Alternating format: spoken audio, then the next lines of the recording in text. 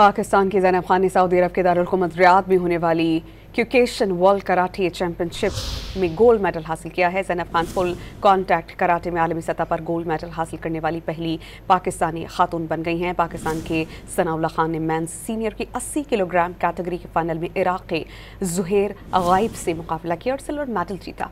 सैफुल्लाह खान ने 80 किलोग्राम के वेट में ब्रॉन्ज मेडल जीता। चैंपियनशिप में 40 ममालिक के 750 खिलाड़ियों ने शिरकत की थी।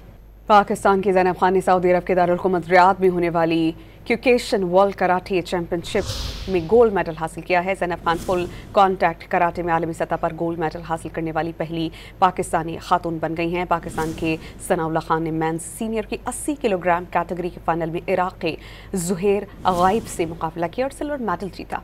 सैफुल्लाह खान ने 80 किलोग्राम के वेट में ब्रॉन्ज मेडल जीता। चैंपियनशिप में 40 ममालिक के 750 खिलाड़ियों ने शिरकत की थी।